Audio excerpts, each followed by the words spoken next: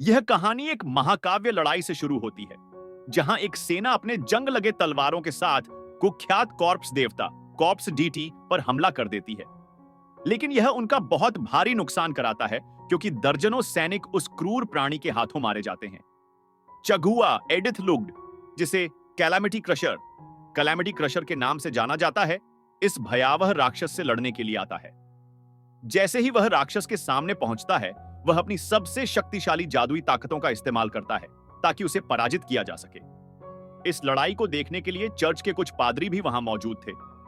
लड़ाई के दौरान पादरी यह देखकर हैरान रह जाते हैं कि भूल भुलैया लैबिरिंथ और भी विशाल होती जा रही है।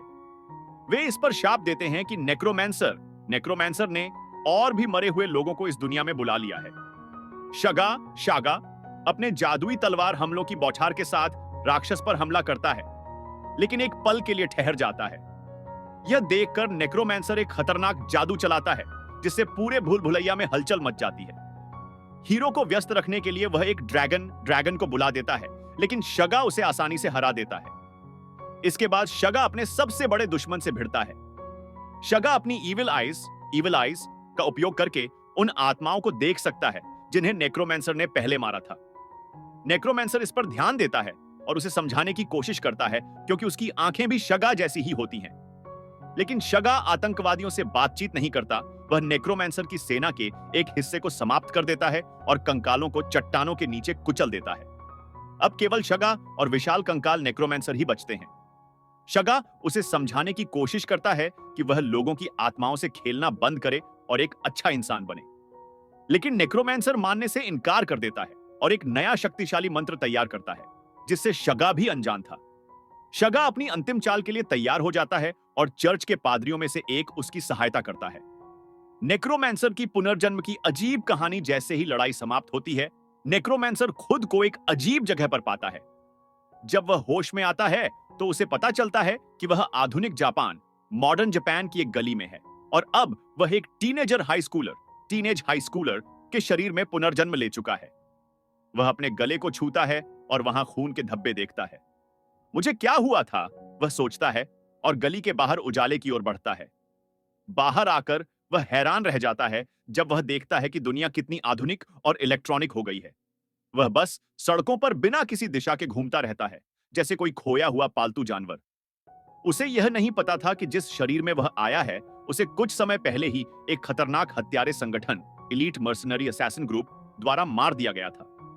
हथियारों की नजर में पुनर्जन्मित हाई स्कूलर हत्यारे संगठन के तकुमी को शक होता है, जब वह देखता है कि जो व्यक्ति उन्होंने मारा था वह फिर से चल रहा है।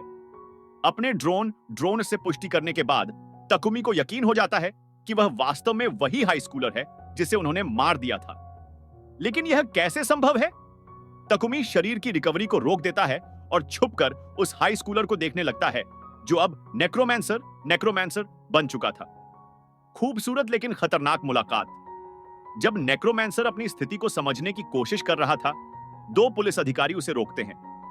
वे उसके कपड़ों पर खून देखकर चिंतित हो जाते हैं और उससे सवाल पूछते हैं।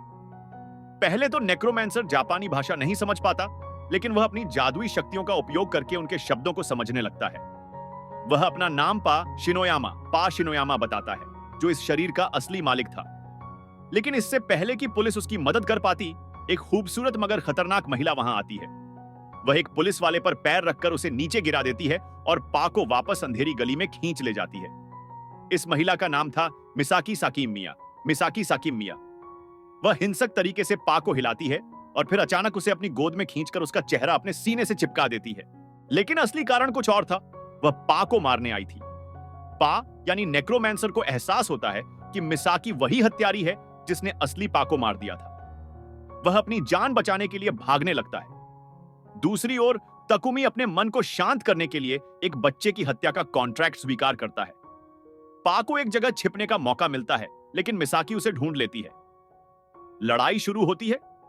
शुरुआत में पा सिर्फ बचाव करता है, लेकिन जब वह भागने की कोशिश करता है तो मिसाकी उसके पैर में एक लोहे की छड़ घुसा देती है। अब पा को एहसास होता है कि उसे बचने के लिए हमला करना होगा। वह अपनी जादुई शक्तियों को फिर से प्राप्त कर लेता है और अपनी विशाल कंकाल भुजाओं स्केलेटन हैंड्स का उपयोग करके मिसाकी को दीवार पर चिपका देता है। इस नए संसार में खुद को संभालने के बाद नेक्रोमैंसर अपने पुराने जीवन को याद करता है। वह दुर्लभ लोगों में से एक था जो इविल आइज के साथ पैदा हुए थे। लेकिन इस शक्ति के कारण उसके माता पिता ने उसे जादूगरों को बेच दिया, जहां उसे नेक्रोमैंसी, मृतकों को जगाने की कला सिखाई गई। कई वर्षों तक उसने साम्राज्य के लिए युद्ध लड़ा, लेकिन राजनीति और लालच के कारण साम्राज्य का पतन हो गया। इसके बाद उसने शांति से एक गुफा में अकेले रहने का फैसला किया। वर्षों बाद उसने गुफा में कुछ अनाथ बच्चों को देखा और उन्हें चुपचाप भोजन देना शुरू कर दिया। धीरे धीरे बच्चे भी उसके प्रति स्नेह रखने लगे और आखिरकार उन्होंने नेक्रोमैंसर को अपना लिया। लेकिन उसका शांतिपूर्ण जीवन ज्यादा दिन नहीं चला, क्योंकि उसकी भयानक शक्तियों ने उसे एक बार फिर युद्ध में धकेल दिया। गुफा में रहने वाले अनाथ बच्चे नेक्रोमैंसर को अपना दोस्त मानते थे और जब भी मौका मिलता उसके साथ खेलते थे। कुछ समय तक जीवन अच्छा चल रहा था, लेकिन फिर इंसानों की मूर्खता ने सब बर्बाद कर दिया। जब गांव वालों को पता चला कि ये बच्चे भयानक नेक्रोमैंसर के साथ रह रहे हैं, तो उन्होंने इसे अपवित्रता मान लिया। निर्दयी इंसानों ने उन सभी बच्चों को पकड़ लिया, उन्हें अशुद्ध और भ्रष्ट करार दिया और उन्हें मार डाला ताकि उनकी जमीन को शुद्ध किया जा सके। जब नेक्रोमैंसर को इस विश्वासघात के बारे में पता चला, तो उसने उन निर्दोष बच्चों की मौत का बदला लिया। उसने उन सभी राक्षसों को मौत के घाट उतार दिया जिन्होंने बच्चों को मारा था। लेकिन बदला लेने के बाद वह फिर से अकेला रह गया। अब जब वह प्राकृतिक रूप से मर नहीं सकता था, तो उसने पुनर्जन्म के जादू, रीइंकार्नेशन स्पेल को समझने में अपना जीवन समर्पित कर दिया। उसने सदियों तक एक हीरो के आने का इंतजार किया ताकि कोई उसे हरा सके और वह इस निर्दयी दुनिया से छुटकारा पा सके। शगा के आने के साथ ही उसकी यह इच्छा पूरी हो गई। अब वह एक नए संसार में पुनर्जन्म ले चुका था और वहां अपनी पहली हत्या के साथ खड़ा था।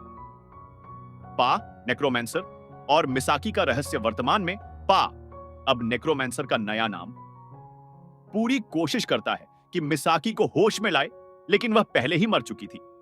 इससे पहले कि वह कुछ और कर पाता, उसे भावनात्मक रूप से असहाय महसूस होता है, क्योंकि उसे एहसास होता है कि वह अत्यधिक शक्तिशाली हो चुका है। उधर तकुमी, हथियारों के संगठन का सदस्य, यह समझने की कोशिश कर रहा था कि उसने अभी क्या देखा। वह अपनी मालकिन लीसा को फोन करता है, जो उसकी बॉस थी। लीसा उसे याद दिलाती है कि उसने अपना पिछला काम अब तक पूरा क्यों नहीं किया। जवाब में तकुमी उसे पा और मिसाकी की घटना का वीडियो भेज देता है और उसकी प्रतिक्रिया का इंतजार करता है। मिसाकी की कहानी, जैसे जैसे मिसाकी की जिंदगी खत्म हो रही थी, उसके दिमाग में पुरानी यादें लौटने लगी। मिसाकी का जन्म एक प्यारे और देखभाल करने वाले परिवार में हुआ था। उसके माता पिता उसे बहुत प्यार करते थे, लेकिन उसकी दुनिया उस दिन उजड़ गई जब एक सीरियल किलर ने उसके माता पिता को उसके सामने ही मार डाला। इस हादसे के बाद मिसाकी ने खुद को एक सीरियल किलर जैसा बनाने की ट्रेनिंग दी और कई सालों तक अपने माता पिता के हत्यारे को ढूंढती रही। आखिरकार उसने उसे ढूंढ लिया और मार डाला। लेकिन अपने जीवन के सबसे बड़े लक्ष्य को पूरा करने के बाद भी उसे संतुष्टि नहीं मिली। मिसाकी का पागलपन, मिसाकी पहले ही एक खतरनाक संगठन में शामिल हो चुकी थी, लेकिन अब उसकी जिज्ञासा यह थी कि क्या वह अच्छे लोगों को मार सकती है और फिर भी खुद को सही मान सकती है। जब उसे एक छोटे बच्चे की हत्या का आदेश मिला, तो उसने बिना किसी झिझक के उसकी गर्दन काट दी। लेकिन हैरानी की बात यह थी कि उसे इस हत्या का कोई पछतावा नहीं हुआ। इसके बजाय उसे और अधिक खून बहाने की इच्छा होने लगी। उसने महसूस किया कि यदि उसे अपने जीवन में असली संतुष्टि चाहिए, तो उसे खुद को मारना होगा। इसी विचार के साथ वह एक गगनचुंबी इमारत की छत पर चढ़ी और छलांग लगाने वाली थी। लेकिन ठीक उसी समय तकुमी का फोन आया। तकुमी ने उसे बताया कि जिसे उसने मारा था वह फिर से जिंदा हो गया है। पहले तो मिसाकी को विश्वास नहीं हुआ, लेकिन फिर उसने खुद को संभाला और पा को दोबारा मारने के लिए वापस आई। मिसाकी की वापसी अचानक मिसाकी की आंखें खुलती हैं और वह खुद को जमीन पर पड़ा हुआ पाती है। उसके पास पा, नेक्रोमैंसर और तकुमी का ड्रोन मौजूद था। जैसे ही वह होश में आती है, वह पा से पूछती है कि उसके साथ क्या हुआ, लेकिन पा पूरी तरह से चौंका हुआ था और उसके बड़े सीने, ब्रेस्ट को देखकर इतना अचंभित था कि वह कुछ भी जवाब नहीं दे पाया। मिसाकी दोबारा पूछती है, मैं जिंदा कैसे हूं? इस बार पा जवाब देता है, तुम जिंदा नहीं हुई हो, बल्कि मेरी जादुई शक्ति के कारण पुनर्जन्म ले चुकी हो। अब मिसाकी को एंजोम्बियन कहना ज्यादा सही रहेगा, क्योंकि लीसा ने खुद उसे छूकर यह सुनिश्चित किया था कि वह सच में मर चुकी थी। लेकिन मिसाकी के मन में अब एक ही सवाल था, जब मैं मरी हुई थी तब क्या हुआ? टफ।